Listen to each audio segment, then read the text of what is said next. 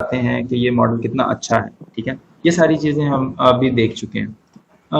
अब इससे हटके भी चीजें होती हैं। ये अभी हमने सिर्फ सिनेरियो वो देखा है जिसमें हमारे पास बाइनरी में बातें हो रही थी। हमने डायरेक्ट मल्टी क्लास का मॉडल ट्रेन नहीं करवाया यहाँ पे, या मल्टी क्लास की बात नहीं की। हमने सिर्फ बाइनरी क्लास की बात की, either way around direct binary या एक्सटेंडेड वर्जन बाइनरी, ठीक है, मल्टी क्लास के सिनेरियो में बाइनरी, ठीक है। अब हम बात करते हैं कि मल्टी क्लास क्लासिफिकेशन अगर आपके पास प्रॉब्लम हो, उसके अगेंस्ट आप क्लासीफायर को ट्रेन करें और प्रेडिक्शन करें, तो multi class classification confusion matrix कैसे बनता है, उस पे हमारी जो आरओसी कर्व्स हैं वो क्या बता रही होती हैं, ठीक है। और इससे रिलेटेड हमारा फर्स्ट होमवर्क जो मतलब आप पहले कर चुके हैं, ठीक है।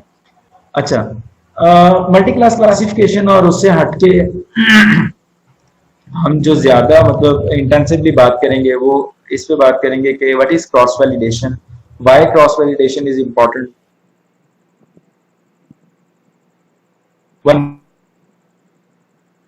If we get enough time then we will look into the k nearest neighbor classifier, ठीक है। अब देखिए, अब तक हमने जितनी बात की, चाहे वो डायरेक्ट बाइनरी थी या एक्सटेंडेड बाइनरी थी, यहाँ आप for the time being consider करें कि आपने ऐसा मॉडल बनाया जो सारी क्लासेस को एट द सेम टाइम या एट वंस कंसीडर कर रहा था, मल्टी क्लास ही था। तो वो एक फ्रेमवर्क था, उसमें हमने क्या किया था, हमने रैंडमली स्प्लिट किया था डेटे को, ठीक है, दो हिस्सों में, ट्रेनिंग और टेस्ट, ठीक है। ट्रेनिंग में क्या गया, कुछ आपका 70% 80% ऑफ द इंटायर डेटा आपने मॉडल लर्निंग फ्रेमवर्क में इस्तेमाल किया, कि आपने जो वो W पैरामीटर्स थे वो सेट करने के लिए 80% या 70% आपका डेटा जो है वो आपने यूटिलाइज किया कि आप उन मॉडल्स को या उन वेट्स को सेट कर सको। उसके बाद जो रिमेनिंग 20 to 30% था वो आपने टेस्ट डेटा बनाया था, जो आपने डेटे को चेक करने या अपने मॉडल को चेक करने के लिए पास किया, और आपने आइडेंटिफाई किया कि हाँ, जो मैंने मॉडल बनाया है वो मेरा मॉडल कितना एक्यूरेट है, 80% है, 70% है, या वो 90% है, या 98% है, या 100% एक्यूरेट है, उसने कोई गलती नहीं की, ठीक है। वो मतलब जो भी सिनेरियो था। तो अब तक हमने ये फ्रेमवर्क में काम करने की कोशिश की है कि हम रैंडमली क्या कर रहे हैं, 70-80% लर्निंग फ्रेमवर्क को, और बाकी 20-30% क्या है, टेस्ट एज ए यूज कर रहे हैं।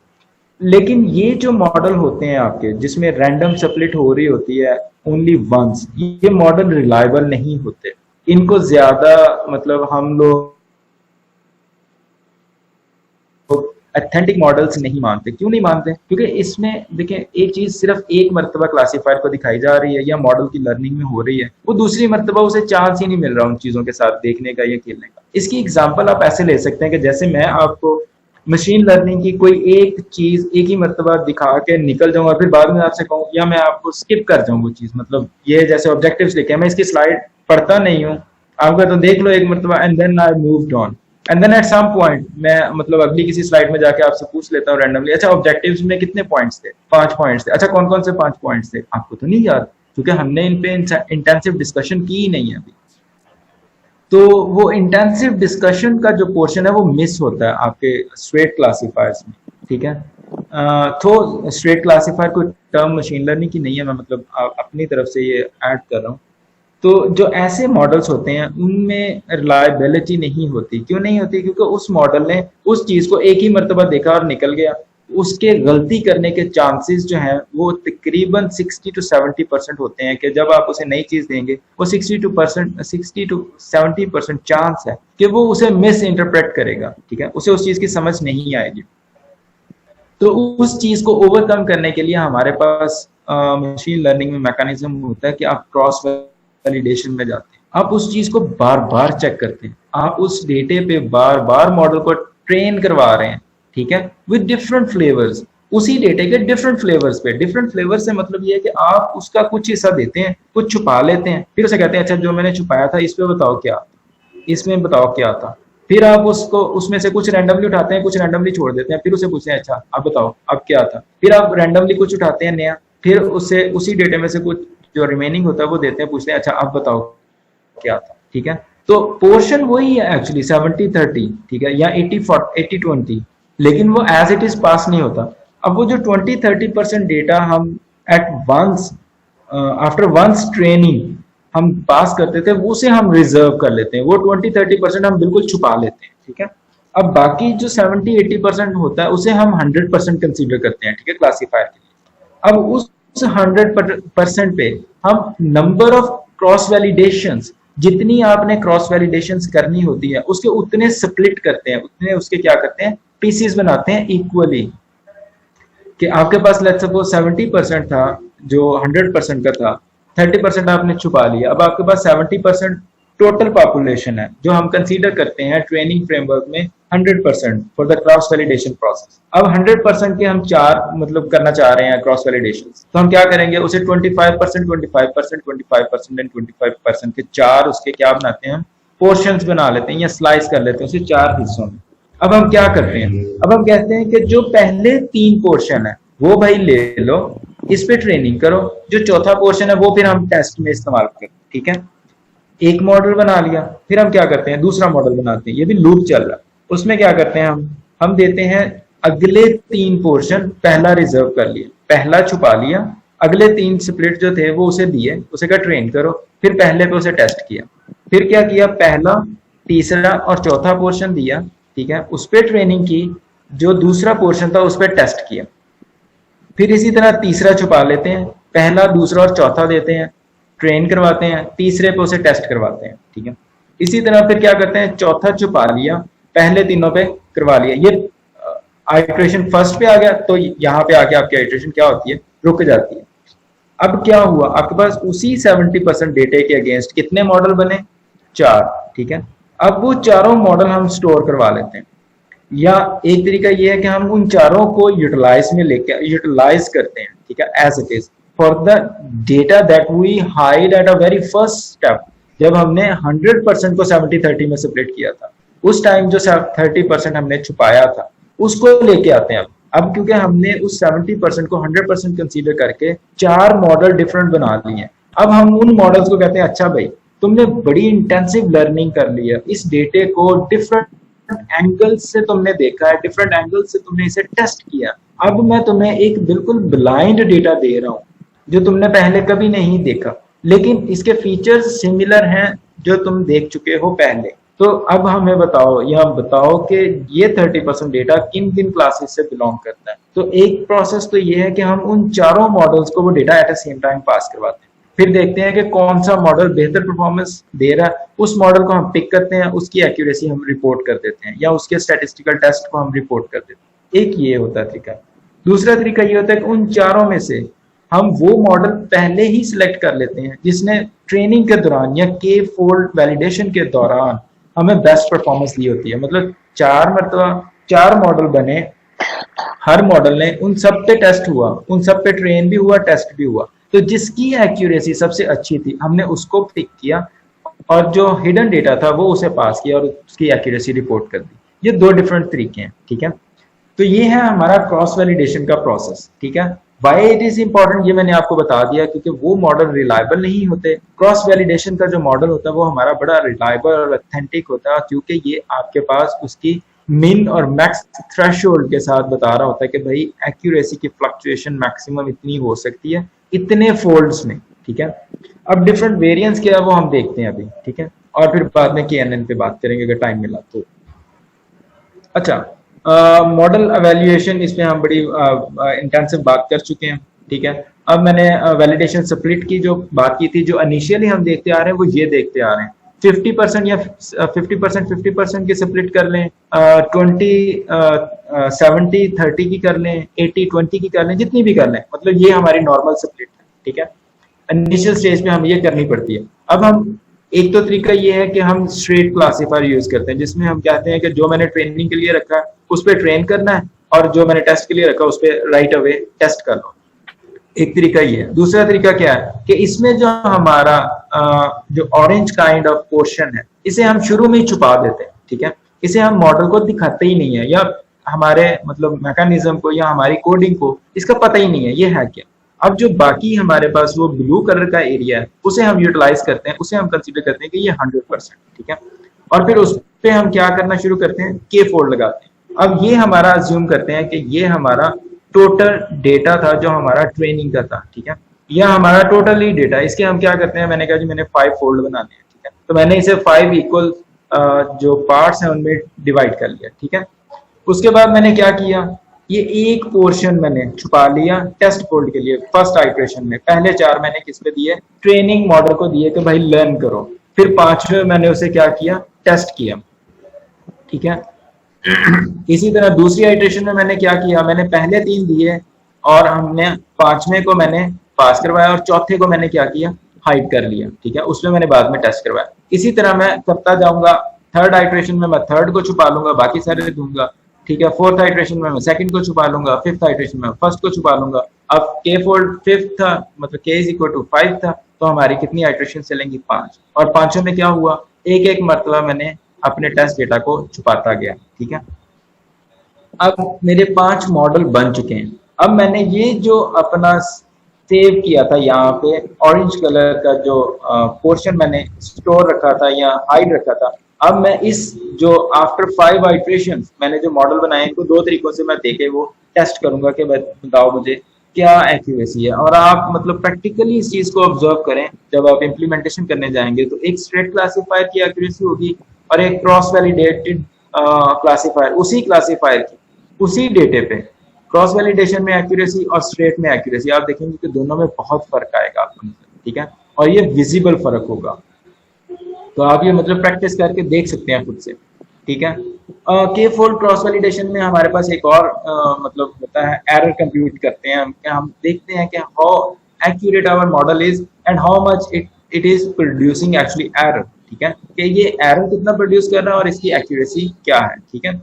वो हम अगेन एमएससी यूज करते हैं, मीन स्क्वायर एरर का फार्मूला यूज करते हैं, वो मैंने फार्मूला आपको कल की स्लाइड्स में दिखाया था, अब इसे एज इट इज डिप्लॉय करते हैं। और किसके अगेंस्ट करते हैं, नंबर ऑफ फोल्ड्स के अगेंस्ट, जितने आपने फोल्ड्स बनाए, यहाँ पे हमने 5 बनाया तो नंबर ऑफ 5 होंगे, अगर आपने 10 बनाया तो नंबर ऑफ 10 होंगे, अगर आपने मतलब 20 किया 50 किया, इट्स अप टू यू, जितने भी आपने किए उतने नंबर ऑफ केस यहाँ पे आ जाएंगे, ठीक है। क्रॉस वैलिडेशन की एक्यूरेसी आप मतलब चेक करेंगे तो आपके पास मतलब राइट जो एरर है उसी की तरह आपका मीन स्क्वायर एरर होगा, वो मिनिमाइज्ड होगा, जबकि स्ट्रेट में आपका फैला फैला सा होगा, ठीक है।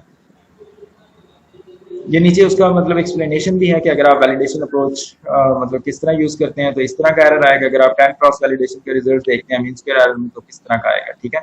डिग्री ऑफ पॉलिनोमियल के अकॉर्डिंग एनीवेज वो छोड़ देते हैं। तो ये एक पूरा फ्रेमवर्क है, ठीक है, जो मैंने आपको शुरू में समझाने की कोशिश की कि ये आपका इंटायर डेटा था, उसमें से आपने ट्रेनिंग की अलग किया, टेस्ट का अलग किया और टेस्ट को आपने छुपा लिया, इस पे आपने जो आपका ब्राउन कलर का पोर्शन है उस पे आपने फोल्ड लगाया और उसमें से आप एक एक करके छुपाते गए और इसी तरह आप मॉडल को ट्रेन करते गए, और जब आपके सारे फोल्ड्स खत्म हो गए तो फिर आपने उसको टेस्ट डेटे पे डिप्लॉय करके चेक किया कि how accurate your model is actually, ठीक है। This is what cross validation actually is. Importance इसकी मैं आपको बता चुका हूँ कि ये आपको एक्यूरेट रिजल्ट देता है, इसकी एक्यूरेसी मतलब स्ट्रेट क्लासीफायर से बेहतर होती है, ठीक है। अच्छा, एक और चीज है ये जो आपको मतलब खुद से समझनी है, LOOCV ये एक और क्रॉस वैलिडेशन का मेथड है, ठीक है, bias variance trade off for cross validation. Bias variance trade off हमने कल वाली स्लाइड्स में देखा था, मैंने तो उसको मतलब स्किप किया था फॉर द टाइम, क्योंकि इसमें हम intensive discussion during the class जो हमारी इन पर्सन क्लास थी उसमें काफी हद तक हम डिस्कस कर चुके थे। तो इसे देखिएगा कि बायस वेरिएंस ट्रेड ऑफ कैसे बनाते हैं for the straight classifier and then how to deploy it और how to check it for the cross validation framework actually, ठीक है। तो ये बड़ा इंपॉर्टेंट दोनों चीजें हैं, ठीक है। एक तो इसका ये है कि क्रॉस वैलिडेशन का फ्लेवर है ये LOOCV, ठीक है, ये एक नया मेथड आया था उस टाइम, उसके बारे में आप पढ़ें खुद से।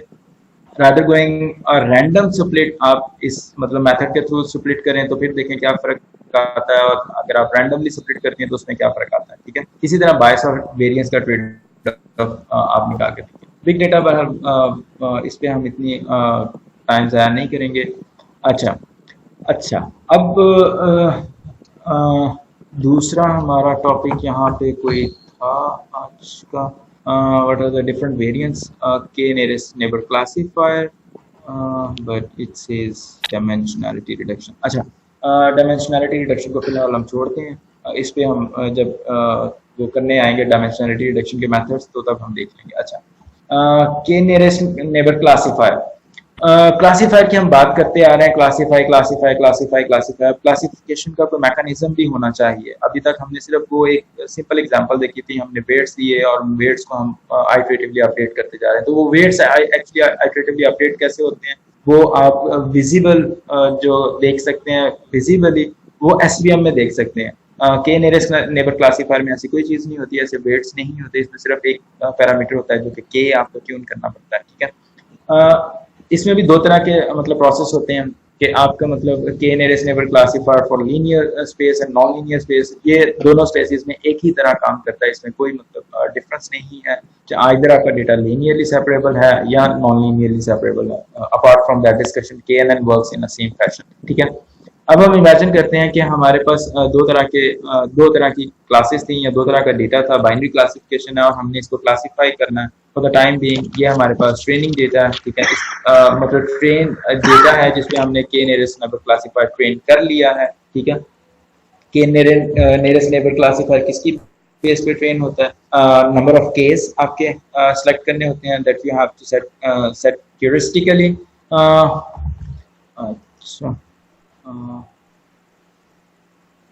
ठीक है, ह्यूरिस्टिकली सेट करने होते हैं और फिर उनकी बेस पे आपने डिस्टेंस कंप्यूट करने होते हैं कि आपके इन नंबर ऑफ केस में कितने सैंपल्स एग्जिस्ट कर रहे हैं जो उसके नियरेस्ट हैं और वो उसी के मतलब कैटेगरी में फॉल करेंगे, ठीक है। The most simplest, the most easiest, the most what to say, मतलब very simple kind of classifier जिसमें सिर्फ दो चीजें आपको दो चीजें आपको कंप्यूट करनी है, एक चीज कंप्यूट करनी है जो कि डिस्टेंस, ठीक है। वो यूक्लिडियन डिस्टेंस हो, मैनहट्टन डिस्टेंस हो या कोई और मतलब डिस्टेंस मेजर आप लगा लें। नॉर्मली हम मतलब यूक्लिडियन डिस्टेंस यूज करते हैं for a linear separable data set. अच्छा, अब हम क्या करते हैं कि हमारे पास हमने कोई भी डेटा था ट्रेनिंग का, ठीक है, उसके अगेंस्ट हमने अपना के नियरेस्ट नेबर क्लासीफायर बिल्ड किया। अभी इसकी थ्योरी रिगरसली एक मतलब देखेंगे बिल्डिंग फ्रेमवर्क क्या होता है। तो अभी हम सिर्फ इसके टेस्ट की बात करते हैं कि आपने मतलब अज्यूम करें कि आपने के नियरेस्ट नेबर क्लासीफायर को ट्रेन कर लिया। अब आपके पास एक नया डेटा पॉइंट आया, तो हमने ये फाइंड आउट करना है या के नियरेस्ट नेबर के लर्निंग मैकेनिज्म में ये फाइंड आउट करना है कि ये जो नया डेटा सैंपल आया है ये किस कैटेगरी से है, कैटेगरी 1 से है या कैटेगरी 2 से है। तो ये कैसे करेगा, ये उसके क्या करेगा, डिस्टेंस कंप्यूट करेगा उसका नंबर ऑफ केस की बेस पे कि जो नया सैंपल आया है इसका, अगर हमने कहते हैं कि के इज इक्वल टू 2 था, तो क्या रेड कैटेगरी के जो दो हैं, दो सैंपल इसके नियरेस्ट हैं या ग्रीन के इसके नियरेस्ट हैं, ठीक है, कि इसका डिस्टेंस ग्रीन के दो सैंपल्स के साथ कम है या रेड के दो सैंपल्स के साथ कम है। अगर ग्रीन के साथ कम होगा तो ये ग्रीन क्लास को एसोसिएट कर देगा, अगर रेड के साथ कम होगा तो ये क्या करेगा, नए सैंपल को रेड के साथ एसोसिएट कर देगा। अब ये विजिबली हमें नजर आ रहा है कि green samples are far from the red samples, ठीक है, sorry the new sample. However, the red samples are more closer to the new samples. तो ये जो नया सैंपल है ये किस में चला जाएगा, आपकी रेड क्लास की कैटेगरी में चला जाएगा। But still the both things are important. क्या, number of K's and distance metric. Number of K's जैसे मैंने कहा कि आप अज्यूम करते हैं 2 हैं, तो क्या करेगा, नया डेटा सैंपल के लिए आपका के नियरेस्ट नेबर क्लासीफायर प्रेडिक्शन के टाइम पे उन दो सैंपल्स जो नियरेस्ट दो सैंपल्स हैं, ठीक है, जो मोस्ट क्लोजेस्ट दो सैंपल्स हैं उनके साथ उसका डिस्टेंस कंप्यूट करेगा और दूसरी क्लास के साथ भी यही बिहेवियर करेगा। फिर वो उन दोनों डिस्टेंस का एवरेज देखेगा या उन दोनों डिस्टेंस को कंपेयर करवाएगा कि किसके साथ इसका डिस्टेंस कम है, जिसके साथ इसका डिस्टेंस कम होगा वो उसको उसकी क्लास एसोसिएट कर देगा, ठीक है। ये तो है इसका टेस्ट बेड, ठीक है। अब how does KNN actually works, क्या होता है कि आप सबसे पहले आपके पास ट्रेनिंग सैंपल है, उसकी बेस पे आप क्या करते हैं, आप चूज करते हैं नंबर ऑफ केस कि आपने कितने नंबर ऑफ केस देने हैं। इसमें एक बड़ी इंपॉर्टेंट चीज होती है कि आप हमेशा याद रखें जो आपका के इज इक्वल टू 1 होता है वो सबसे कंप्यूटेशनली कॉम्प्लेक्स के नियरेस्ट नेबर क्लासीफायर होता है, ठीक है। 1 इसलिए कि आपके पास जितने डेटा सैंपल्स हैं उन सबका डिस्टेंस कंप्यूट करना पड़ेगा आपको, rather than computing bulk quantity आपको केस दूसरे देने हैं। इसी तरह जैसे जैसे आप केस बढ़ाते जाएंगे, ठीक है, आपका मॉडल सिंपल तो होता जाएगा लेकिन एक्यूरेसी नहीं होगी। So you have to find a very optimum value of K, ठीक है। उसके बाद take the K nearest neighbours for the new data points according to the Euclidean distance. अब यूक्लिडियन डिस्टेंस को इस्तेमाल करते हुए जितने आपने के सेलेक्ट किए हैं, ठीक है, उन डेटा पॉइंट्स का डिस्टेंस निकालते जाएं। अमंग दीज के nearest neighbours count the number of data points in each category. अब उन जो डिस्टेंस है उनकी बेस पे आप काउंट करते हैं कि जो क्लोजेस्ट डिस्टेंस में कितने आपके डेटा पॉइंट्स हैं, ठीक है। और जो डेटा पॉइंट्स आपके क्या होते हैं, assign the new data point to the category where the counted the most neighbours, जिसमें ज्यादा आते हैं क्लोजेस्ट में, उसको आप नया आने वाला सैंपल जो है वो असाइन कर देते हैं क्लास, ठीक है। So this is all about K nearest neighbour classifier, ठीक है। ये एग्जांपल हम देख चुके हैं अभी, ठीक है। ये डिस्टेंस मीट्रिक है, यूक्लिडियन डिस्टेंस का फॉर्मूला आपको पता होगा, ये मैट्रिक से शुरू हुआ हमारा, मतलब हमारे पीछे लगे हैं, अभी तक चला आ रहा है, एनीवेज ये चलता रहेगा for the rest of our life, जब तक आप मशीन लर्निंग या मतलब आर्टिफिशियल इंटेलिजेंस में काम करें। ओके, इसके अलावा हमारे पास हमिंग डिस्टेंस है, मिन्कोव्स्की डिस्टेंस है, that can also be utilised for the same reason, ठीक है। यूक्लिडियन डिस्टेंस दो पॉइंट्स के दरमियान कैसे कंप्यूट करते हैं कि आपका पहला पॉइंट माइनस दूसरा पॉइंट और उसका स्क्वायर रूट, ठीक है, इन टर्म्स ऑफ सम। ये एग्जांपल हम देख चुके हैं। अगर आप मतलब k is equal to 5 compute करें, ठीक है, ये एक नया डेटा सैंपल आया, आपने k 5 सेट किया, आपने यूक्लिडियन डिस्टेंस निकाला, तो आपने देखा कि रेड पॉइंट्स जो हैं वो 3 इसके ज्यादा क्लोज हैं, 2 इससे ज्यादा क्लोज नहीं है, मतलब ग्रीन के जो नियरेस्ट पॉइंट्स थे वो 2 बन रहे थे, रेड के कितने बन रहे हैं, 3 बन रहे हैं, उनका डिस्टेंस कम है और उनके नंबर्स भी ज्यादा हैं, तो ये नया सैंपल जो है वो रेड को एसोसिएट हो जाएगा, जो अभी हमने थ्योरेटिकली देखा था कि कैसे मतलब कर रहा है, ठीक है। तो इसी तरह ये इसको रेड क्लास असाइन करता जाएगा, ठीक है। के नियरेस्ट नेबर के बहुत सारे और भी नाम हैं, जैसे इसे इंस्टेंस बेस्ड लर्निंग कहा जाता है, लेजी लर्निंग कहा जाता है, नॉन पैरामीट्रिक लर्निंग मेथड भी कहा जाता है। नॉन पैरामीट्रिक इसलिए कि इसमें कोई आपके पास हाइपर पैरामीटर्स नहीं है, एक ही पैरामीटर है जो कि के है, आपको ट्यून करना है, ट्यून भी नहीं बल्कि आपको ह्यूरिस्टिकली सेट करना है, ठीक है, ट्यून करने की जरूरत नहीं होती इसमें, या आप मतलब लूप में लाके इसे ह्यूरिस्टिकली सेट करते हैं, ठीक है। आप मतलब डिफरेंट रन्स में देखते हैं कि कितने नंबर ऑफ केस आपके लिए बेहतर एक्यूरेसी प्रोड्यूस करें, आप उतने नंबर ऑफ केस सेट कर देते हैं, ठीक है। So this is all about के नियरेस्ट नेबर क्लासीफायर। लेकिन मशीन लर्निंग में एक बात हमेशा याद रखें, जो सबसे ज्यादा जरूरी बात है और जो कोर फंडामेंटल मतलब प्री प्रोसेस है इसका मशीन लर्निंग का, कि आपको अपने डेटा को, ठीक है, नॉर्मलाइज करना पड़ता है, आपको अपने डेटा को एक स्ट्रीम लाइन में लाना पड़ता है। ये ना हो कि आपके डेटा में बहुत बड़ी बड़ी स्पाइक्स हों, ठीक है, या बहुत बड़े बड़े डाउनफॉल्स हों, जैसे आपके डेटा का फीचर की एक वैल्यू है 1 मिलियन, दूसरी वैल्यू है 0.0009, तीसरी वैल्यू है मतलब 10 मिलियन और चौथी वैल्यू आपकी 5 मिलियन, मतलब आपको नहीं नहीं नहीं नहीं size of training set, I am not talking about size of training set, I am talking about normal conditions of the data. तो आपको मशीन लर्निंग मॉडल को डेटा पास करने से पहले सबसे इंपॉर्टेंट जो चीज़ है, आपको डेटे को नॉर्मलाइज करना है विद एनी बाउंड, आपको मतलब बाउंड करना डेटे को कि उसकी मैक्सिमम वैल्यू इतनी होनी चाहिए, मिनिमम इतनी होनी चाहिए, ठीक है। उसके मेथड्स अवेलेबल हैं, मतलब नॉर्मली आपको मिल जाएंगे। मिन मैक्स यूज करते हैं हम कि मैक्स वैल्यू को मिन वैल्यू को मैक्स में से सब्ट्रैक्ट करके मैक्स पे डिवाइड कर दें, ठीक है। तो इसी तरह आप सारी वैल्यूज को डिवाइड करते जाते हैं तो वो आपका बाउंडेड रीजन में डेटा बनना शुरू हो जाता है, ठीक है।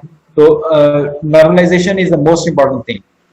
दूसरे नंबर पे आपके पास जो कंडीशन है कि size of the training data set, जब आप मॉडल बिल्ड करने जा रहे हैं तो आप ये ना करें कि आपका मतलब अगर 500 सैंपल्स का टोटल डेटा है तो आप मतलब ओनली 5 सैंपल्स पे आप अपना ट्रेनिंग मॉडल बना रहे हैं, नहीं, ऐसा नहीं होगा, ठीक है। वो मॉडल रिलायबल तो क्या मतलब एक्यूरेट होना तो बहुत दूर, रिलायबल होना बहुत दूर, वो मॉडल कुछ भी नहीं करेगा आपका, ठीक है। वो रैंडम मॉडल होगा आपका, मतलब वो गैस जिसे हम कहते हैं ना, वो गैस कर रहा होगा। तो appropriate size of training set is also a mandatory condition for machine learning models. तीसरे नंबर पे जो हमारी सबसे इम्पोर्टेंट चीज होती है वो कर्व ऑफ डायमेंशनैलिटी होती है। आपको अपने डेटा की डायमेंशनैलिटी पे बड़ा कीनली ऑब्जर्व करना पड़ता है कि आपके डेटा की डायमेंशनैलिटी क्या है, क्या आपका क्लासीफायर या आपका कोई भी मॉडल, मतलब के नियरेस्ट नेबर क्लासीफायर अगर आप स्पेशली बात करें तो वो काम नहीं करता हाई डायमेंशनल डेटा सेट्स पे, वो मतलब लेजी लर्नर की फॉर्म में निकल जाता है, ठीक है, क्योंकि डेटा उससे हैंडल नहीं हो पा रहा होता। नंबर ऑफ केस आप जितने मर्जी बढ़ाते जाएं, अल्टीमेटली आपको कंप्यूट तो डिस्टेंस करना ही है सबका, ठीक है, तो वो कर नहीं पा रहा होता, ठीक है। तो इसलिए For every machine learning classifier, normalization and size of training set is mandatory conditions. For only for the k nearest neighbor classifier, all threes are mandatory. ठीक है? अच्छा, स्केल द डेटा ये मैं बात कर चुका हूँ. Address missing data and low dimensionality, मतलब अगर हम कर्स ऑफ डायमेंशनलिटी की बात करें कि अगर बहुत ज्यादा हाई है तो बहुत ज्यादा लो भी नहीं होनी चाहिए. ठीक है, मतलब एक मीडियम से साइज होना चाहिए.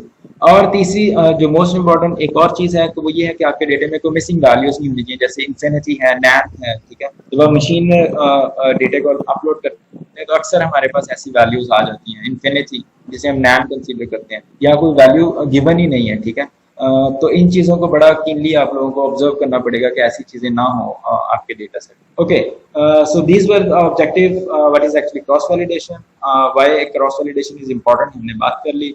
डिफरेंट वेरिएंट्स मैंने आपको LOCC, LWCV मेथड बताया, वो आप पढ़ लें. रैंडम सेपरेट मैंने आपको बता दी कैसी होती है. व्हाट इज रेगुलराइजेशन, इससे कोई बात नहीं की. वाई मॉडल, इसकी कोई बात नहीं थी हमारी. What is the different variants, ये हमने देख ली है, मतलब रेगुलराइजेशन से रिलेटेड नहीं देखे तो. नॉन पैरामीट्रिक क्लासीफायर पे हमने बात की, जो हमारा के नियरेस्ट नेबर क्लासीफायर है, ये लेजी लर्नर भी है, इंस्टेंस बेस्ड भी है, नॉन पैरामीट्रिक क्लासीफायर भी है. ठीक है, इसकी सारी चीज